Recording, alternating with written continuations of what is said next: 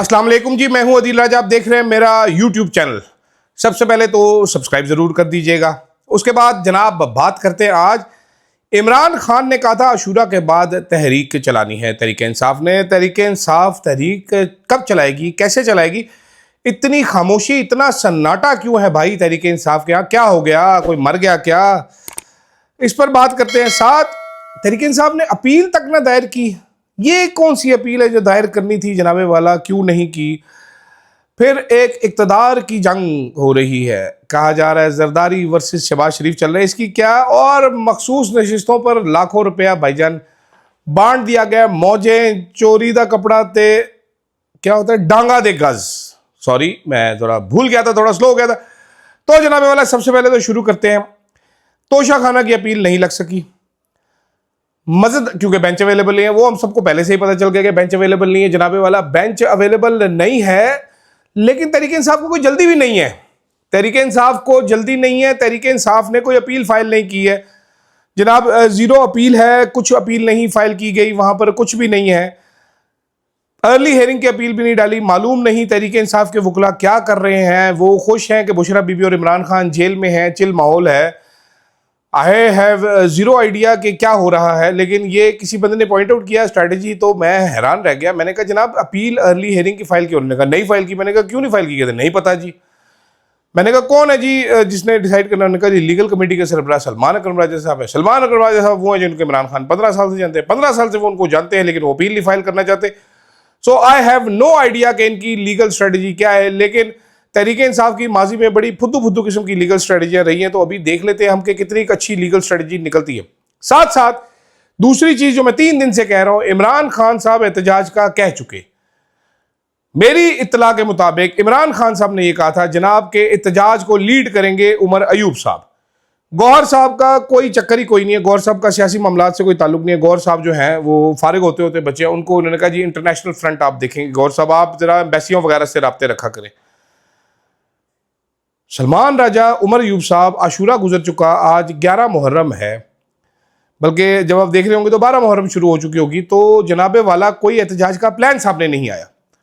फिर मैंने की सस्ती जासूसी, क्योंकि आपको पता है मैं जिस तरह के मैट्रिक्स फिल्म में था एजेंट स्मिथ, तो मैं बेसिकली जब से मैंने मैट्रिक्स मूवी देखी है मैं स्मिथ जासूस बनना चाहता था। तो मैंने स्मिथ जासूस बन के मैंने की जासूसी।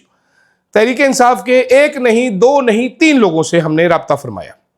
राब्ता फरमाने के बाद स्मिथ जासूस अदील राजा ने उनको कहा कि हाँ जी जनाब क्या स्ट्रैटेजी है जो एहतजाज की?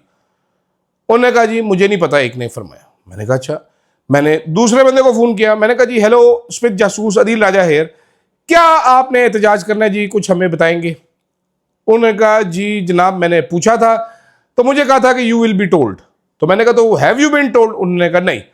फिर मैंने तीसरे अहम बंदे को एक और फोन किया। मैंने कहा सर स्मिथ जासूस हेयर, मुझे बताएं कि क्या एहतजाज की स्ट्रेटजी है तहरीक इंसाफ की? उन्होंने कहा यार सच्ची गल है, कोई 4-5 लोगों ने आपस में डिस्कस कर लिया होगा, अभी तक हमें मालूम नहीं पड़ा। मैंने कहा सर चले मुझे ये बता दें तहरीक इंसाफ में कौन कौन एहतजाज करना चाहता है, कौन कौन एक्साइटेड है, उछल रहा है कि हम एहतजाज करेंगे, इमरान खान को छुड़वाएंगे, मैं आगे रहूंगा सबसे। उन्होंने 2-3 सेकेंड सोचा, फिर 4 सेकेंड सोचा। उन्होंने कहा नहीं यार। तो मैंने कहा जी आपकी कोर कमेटी जो है उसमें कोई गदर नहीं मचा हुआ कि बताएं जी क्या एहतजाज होना है? उन्होंने कहा नहीं। मैंने कहा क्या बात कर रहे हो भाई, इमरान खान ने कहा एहतजाज करना है। उन्होंने कहा नहीं कुछ भी नहीं है।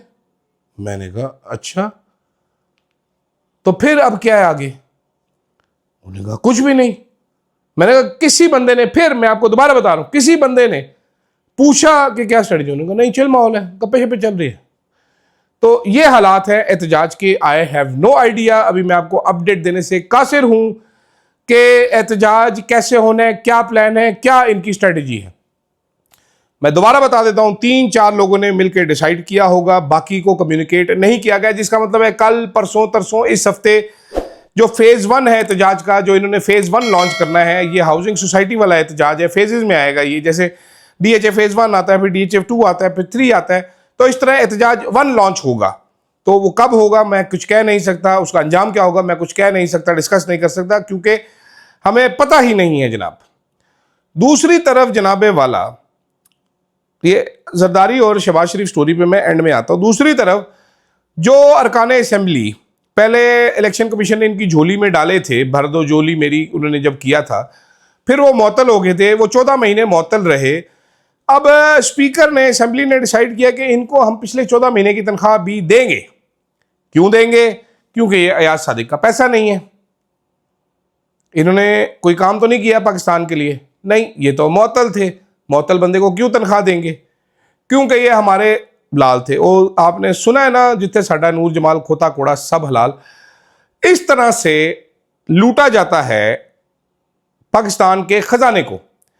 मुअत्तल रहे हैं, मुअत्तल होने के बाद वो आए हैं, तो ये बताना है कि ये हमारा सिस्टम, हमारे बाप का सिस्टम, हम जैसे मर्जी पैसा खर्च करें, तनख्वाह दार तबके का पैसा जैसे जो टैक्स देता है, जैसे मर्जी हम इसको खींचें, खर्च करें, आप लोगों को जलील करें, आप लोगों से ज़बरदस्ती पैसे लें, आपके बैंकों के पैसों में भी कटौतियाँ करें, आपके मरने में भी टैक्स लगाएं, जीने में भी टैक्स लगाएं, सांस लेने में भी टैक्स लगाएं, लेकिन हमारा पेट भरा होना चाहिए। तो ये जो आंटियाँ प्याज टमाटर काटने वाली आंटियाँ इन्होंने मखसूस नशिस्तों पर रखी हुई हैं, कोई घर की नौकरानी उठा के ले आता है, कोई बच्चों की नैनी ले आता है, कोई ट्यूशन टीचर ले आता है, उसको MNA बनाते हैं, उनको आप पिछले 14 महीने मुअत्तल रहने की भी तनख्वाह दी जाएगी। ये है हमारा आज का जो सिस्टम नया। इस सिस्टम में अयाज सादिक तो आपको पता है वो नहा चुके हैं, इस गंगा में नहा चुके हैं। मतलब उन्होंने ऐसी तनख्वाह बढ़वाई है, ऐसी तनख्वाह बढ़वाई है कि पूरे पाकिस्तान में किसी को पता ही नहीं कि इनकी तनख्वाह कैसे बढ़ी है। जिन जो बढ़ाने वाले उनको भी नहीं पता कि कैसे बढ़ गई है, लेकिन अयाज सादिक की बढ़ गई है। ऊपर से तकरीबन करोड़ रुपया वो फंड्स में लेके पिछले 6 महीने की भी तनख्वाह लेने के बाद अब वज़ीर को खत लिख रहे हैं, मुझे नहीं चाहिए जी, वो बैंक अकाउंट में मुंतकिल हो चुकी है, डकार चुके हैं, मुझे नहीं चाहिए जी। अच्छा जी, वाह भले, सुभान अल्लाह, सुभान अल्लाह। अयाज सादिक साहब क्या कहने आपके इंसाफ के, क्या कहने। वो नुसरत जावेद साहब ने सही कहा ना, ख़ानदान देखो और अपनी हरकतें देखो, क्या छोटी हरकतें कर रहे हो यार। मुल्क के हालात देखो, आवाम का ही कोई, आवाम में से होते तो आवाम का ख्याल कर लेते, वैसे आवाम से है नहीं ना। दूसरी तरफ देखें हमारे गुस्सेनाक स्पीकर, इतने गुस्सेनाक स्पीकर हैं, वो मलिक अहमद साहब रेड हो जाते हैं। मेरी तरह उनका रंग है पक्का सा, लेकिन वो रेड जामनी हो जाते हैं। वो जब भी बात होती है मरीम नवाज के खिलाफ एहतजाज की तो जामनी हो जाते हैं। वो इतने गुस्से में हैं, इतने गुस्से में हैं कि मैं आपको बता नहीं सकता। उनके आतिश फिशा है उनके अंदर, उनका बस नहीं चलता, वो बजूका लेके आ जाए, वो गोलियों से भून डाले तरीके इंसाफ वालों के, हाउ डेयर यू।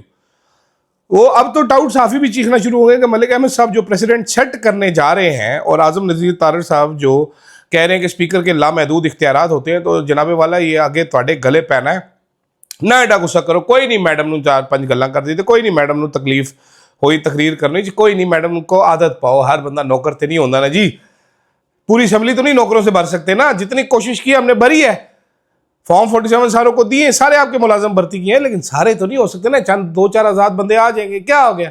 300 बंदों में 26 बंदे निकल आए तो क्या हो गया जी? गोलियां मरवा देंगे उनको। खैर आखिर में अब ये रूमर जो है ये बड़ी तेजी से जान पकड़ता जा रहा है कि आसिफ जरदारी की हो जाने वाली है छुट्टी। एक टाउट साफी हैं जो 3 दिन पहले खबर को गलत करार देते रहे, उसके बाद अब वो कह रहे हैं कि हाँ जी हो सकता है 2-1 महीने लग जाएंगे, आसिफ जरदारी सब चले जाए। मेरी अभी भी ये इतला है कि ख्वाहिशात कुछ ऐसी हैं कि कुछ गैर सियासी लोगों को ये ओहदा दिया जाए जो कि सबको साथ जोड़ सके, ये कर सके, वो कर। आई हैव नो आइडिया ये क्या होता है। मुझे ये पता है पाकिस्तान के आइन में लिखा हुआ है जनाबे वाला के सदर के लिए वोटिंग होगी, जो ज़्यादा वोटिंग देगा वो जीत जाएगा। लेकिन अब क्योंकि सदर एक ऐसे शख्स को बनाना है जो कि बन नहीं सकता, तो इसके लिए आइन में तरमीम करनी पड़ेगी, गुंजाइश निकालनी पड़ेगी। मैं ये चाहता हूं कि ऐसी गुंजाइश निकाली जाए, मैं ये बिल्कुल चाहता हूं कि ऐसी गुंजाइश निकाली जाए। आपको वजह इसकी बाद में बताएंगे, लेकिन बहरहाल जो चहमगोइयाँ की जा रही हैं, जो आपने भी सुनी हैं, जो मुझे भी मालूम, मैं तो खैर पहले भी आपको बता चुका हूँ 2-1 दफ़ा, भूल जाता हूँ ना किस वीलॉग में मैंने कौन सी बात की हुई है। ये गजनी जो है ना, ये दिमाग, ये वरना वो लिंक भी डाल दिया करूँ। तो मैं तो चाहता हूँ ये हो जाए, जैसे मैं बिल्कुल ये चाहता हूँ कि जनरल फैज़ का ट्रायल हो, उनको निशान इबरत बनाया जाए बेहतरीन किस्म का करके, वैसे मैं ये चाहता हूँ ये भी होना चाहिए। और इसके फ़ायदे और इसके नुकसानात आपको बाद में वक्त के साथ साथ खुद ही पता चल जाए, आपको बड़ा मज़ा आएगा। तो जनाब ये है इस वक्त की सूरत हाल। अभी जरदारी साहब, पीपल्स पार्टी, हुकूमत कायम रखने के लिए पीपल्स पार्टी की ज़रूरत इस टाइम नून लीग को नहीं है, तो पीपल्स पार्टी यहाँ से होगी इतनी सी रिडंडेंट। अब पीपल्स पार्टी की ज़रूरत है आइनी तरमीम के लिए। तो क्या बिलावल साहब अपने अब्बू को निकालने के लिए आइनी तरमीम करेंगे? या नहीं करेंगे? क्योंकि बिलावल साहब के बड़े अब्बू अगर कहेंगे तो वो सब कुछ करेंगे। बड़े सारे लोग मेरे से पूछते क्या ज़रूरत है, कैसी ज़रूरत है। मैंने कहा सर ये कुछ ऐसी चीज़ें हैं, टेक्निकलिटीज़ हैं, इनमें आप जब जाएंगे तो आपको समझ आएगी कि ज़रूरत क्या है। और मैंने कहा साथ जो मिल रहा हो, मुफ्त का माल मिल रहा हो, समेट लेते हैं सारे लोग। ये सोचते थोड़ी है कि हमें इतनी पावर मिल गई हमने और क्या करनी है, वो लेते हैं, सब कुछ छीनते हैं, तो मजीद भी छीनेंगे आपसे, इसमें क्या मसला है। तो लेंगे तो आप देखेंगे बड़ा मज़ा आएगा आपको, आगे खेल खुलता चला जाएगा। लेकिन फ़िलहाल समअप करते हुए तहरीक इंसाफ एहतजाज का नहीं पता जी किसी को, ना है मुझे इनका कोई प्लान नज़र आ रहा है। तहरीक इंसाफ के बहुत सारे लोग, गंडापुर ग्रुप वो चाहता है कि बातचीत की जाए, इमरान खान को बातचीत की तरफ धकेला जाए, जोर लगाया जाए कि इमरान खान बातचीत, एक दफ़ा हल्का सा कह दे हाँ करके देख लो। ये जफ्फियाँ डाल ले नून लीग को जाके गंडापुर ग्रुप में, मैं आपको शर्तियाँ बता रहा हूँ, जफ्फे पप्पे पप्पियाँ ले लें, उनकी थूकों वाली चुमियाँ ले लें इनकी। इमरान खान क्या करते हैं कल देखते हैं, मुलाकात होनी है, कौन कौन जा पाता है कौन कौन नहीं जा पाता। मैं वैसे अभी आपको बता सकता हूँ कौन जा सकता है, एक बंदा जाएगा, लेकिन 2 बंदे भी जा सकते हैं, 2 बंदे जा सकते हैं लिस्ट में, जो 6 नामों की लिस्ट दी गई है। बाकी देखते हैं, कल आपको मजीद बताते हैं, काफ़ी सारी इन्फॉर्मेशन कल आ जाएगी। फिलहाल के लिए मुझे दीजिएगा इजाज़त, अल्लाह हाफिज़।